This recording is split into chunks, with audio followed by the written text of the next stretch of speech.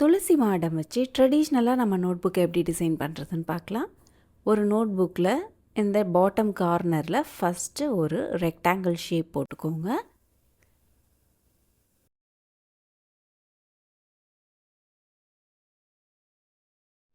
இந்த ரெக்டாங்கிளுக்கு அப்படியே ஸ்ட்ரெயிட்டாக கீழே தள்ளி அதே அளவுக்கு வர்ற மாதிரி இன்னொரு ரெக்டாங்கிளும் போட்டுக்கோங்க.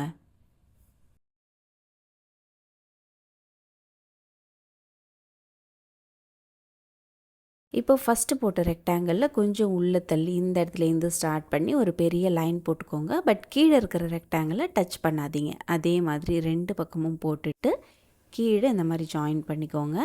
இங்கே ஸ்லாண்டிங்காக 2 லைன் போட்டு இந்த மாதிரி ஜாயின் பண்ணிக்கலாம்.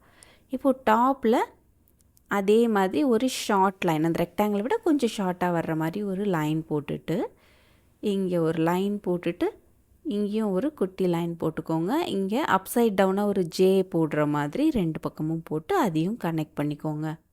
அடுத்து உள்ள மாடம் வரைகிறதுக்கு ஒரு பா வரைகிற மாதிரி ஒரு ஸ்ட்ரெயிட் லைன், ஒரு ஸ்லீப்பிங் லைன், இன்னொரு ஸ்ட்ரெயிட் லைன் இந்த மாதிரி போட்டுக்கோங்க.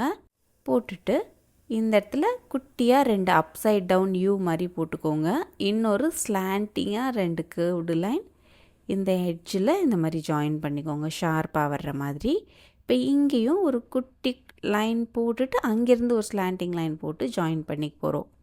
இப்போது துளசி வரைகிறதுக்கு வேவியாக குட்டி குட்டி குட்டியாக லைன்ஸ் எல்லா டைரெக்ஷன்லேயும் வர்ற மாதிரி போட்டுக்கோங்க. நல்லா அடர்த்தியாக லீவ்ஸ் வர்ற மாதிரி இருந்தால் அழகாக இருக்கும். லைன்ஸ்லாம் வரைஞ்சி முடிச்சுட்டு லீஃப் ரொம்ப சிம்பிளாக அந்த லைனை டச் பண்ண வேண்டாம், அதுக்கு பக்கத்துலேயே வர்ற மாதிரி டியர் ட்ராப் ஷேப்புன்னு போடுவாங்கல்ல, ஒரு குட்டி சர்க்கிளையே அதோட எண்டு மட்டும் இந்த மாதிரி நீட்டிகிட்டு இருக்க மாதிரி போடணும், அவ்வளோதான். அதே மாதிரி நிறைய எல்லா இடத்துலையும் எங்கெங்கெல்லாம் கேப் இருக்கோ அங்கே டிஃப்ரெண்ட் டைரக்ஷன்ஸில் இந்த மாதிரி வரைஞ்சிக்கோங்க.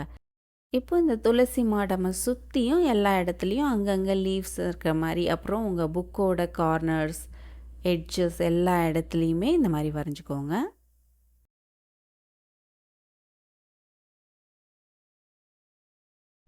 மாடத்துக்குள்ளே விளக்கு வரைகிறதுக்கு ஒரு யூ மாதிரி வரைஞ்சிக்கோங்க. இந்த யூவுக்குள்ளேயே குட்டியாக 2 யூ ஜாயின் பண்ணுற மாதிரி இப்படி வரைஞ்சிட்டு தீபம் வரைகிறதுக்கு இந்த மாதிரி 2 கர்வ்டு லைன்ஸ் மாதிரி போட்டுக்கலாம். அடுத்து கலரிங் பண்ண போகிறோம்.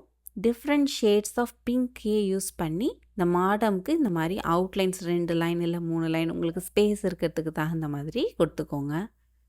நீங்கள் உங்களுக்கு பிடிச்ச மாதிரி டிஃப்ரெண்ட் கலர்ஸ் கூட யூஸ் பண்ணிக்கலாம். சப்போஸ் நீங்கள் இந்த வீடியோ கூட சேர்ந்து வரைகிறீங்கன்னா, வீடியோ ஃபாஸ்ட்டாக இருக்கிற மாதிரி ஃபீல் பண்ணிங்கன்னா பாஸ் பண்ணி வச்சுட்டு ட்ரா பண்ணிட்டு மறுபடியும் ப்ளே பண்ணிக்கோங்க.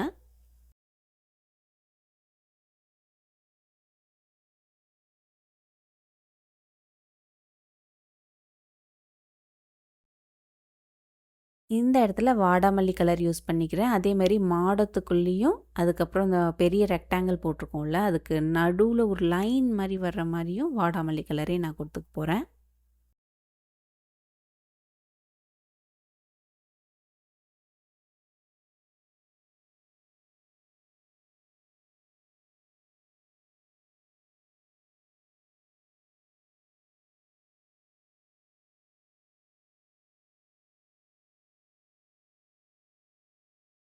இந்த பார்டர் மாதிரி இருக்கிற இடத்துலலாம் ஒரு பிங்க் கலர் கொடுத்துக்க போகிறேன். அதுக்கு மேலே இருக்க ஸ்பேஸில் இதை விட கொஞ்சம் டிஃப்ரெண்ட்டான இன்னொரு பிங்க் கொடுத்துக்க போகிறேன்.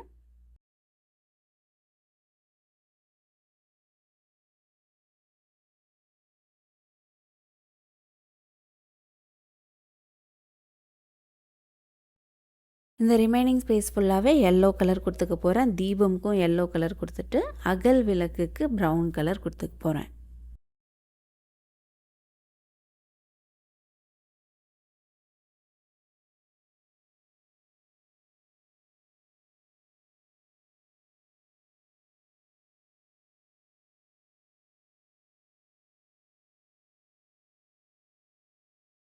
துளசி லீவ்ஸுக்கெல்லாம் டார்க் க்ரீனும் லைட் க்ரீனும் மிக்ஸ் பண்ணி கொடுக்க போகிறேன்.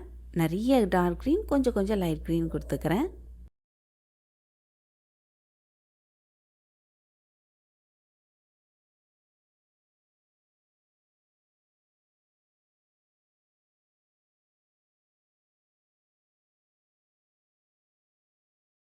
ஒரு ஒயிட் கலர் பென் வச்சு நம்ம பொட்டுலாம் வைப்போம்ல, அந்த மாரி பார்டர் குடுக்குற மாரி குட்டி குட்டியா சர்க்கிள்ஸ் போட்டுட்டு, அத சுத்தி குட்டி குட்டி டாட்ஸ் வச்சுக்கிறேன்.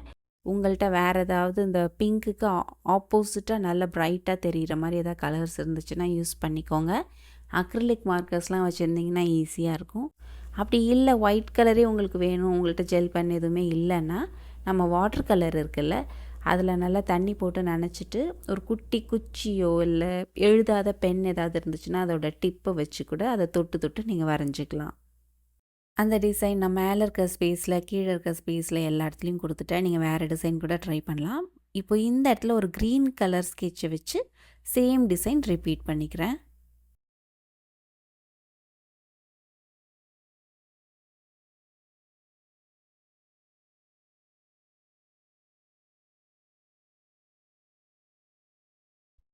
ஃபுல்லாக கலர் பண்ணி முடித்ததுக்கப்புறமா ஒரு பிளாக் கலர் வச்சு மறுபடியும் அவுட்லைனை நல்லா டார்க் பண்ணிக்கலாம். அப்போ தான் நல்லா அழகாக பிரைட்டாக தெரியும்.